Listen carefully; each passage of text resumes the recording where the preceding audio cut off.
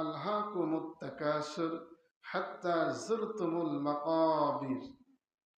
এই পৃথিবীতে মানুষের অতক্ষণ পর্যন্ত মানুষের সন্তুষ্ট হবে না, অতক্ষণ পর্যন্ত মানুষ পরিপূর্ণ হবে না, ততক্ষণ পর্যন্ত মানুষের তৃপ্তি মিটবে না, যতক্ষণ না পর্যন্ত কবরের মাটি তার পেটের ভিতরে না যাবে।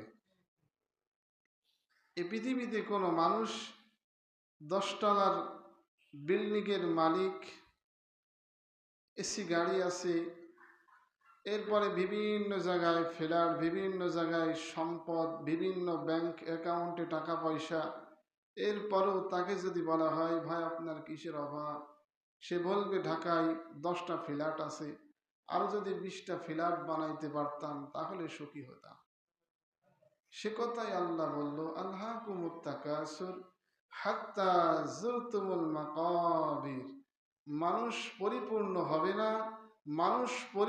হবে না, মানুষের তৃপ্তি মিটবে না, যতক্ষণ না পর্যন্ত মানুষের পেটের ভিতরে কবরের মাটি না যাবে, তখনই মানুষ পরিপূর্ণ হবে।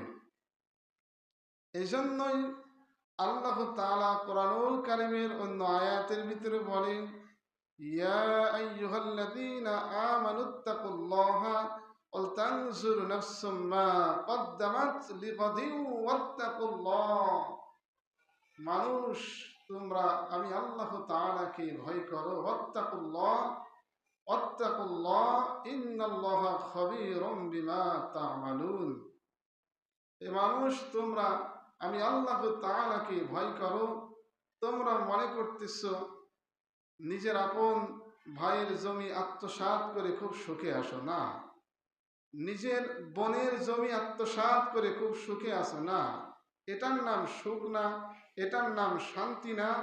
1 বিঘে জমি আমি যদি অন্যায়ভাবে ভক্ষণ করি, হাদিসে ভিতর নবীজি বলেন কিয়ামতের ময়দানে ওই ব্যক্তির গলায় আল্লাহ 7 তবক জমিনকে ঝুলিয়ে দেবে। আল্লাহ তখন বলবে খা বেশি করে। 1 হাতে জমির জন্য কত মার্ডার করলি, কত কেস, কত মুকাদ্দমা, কত জেল জরিমানা, কত মারামারি, কত হানাহানি, কত কাটাকাটি করলি, আজকে বেশি করে খা।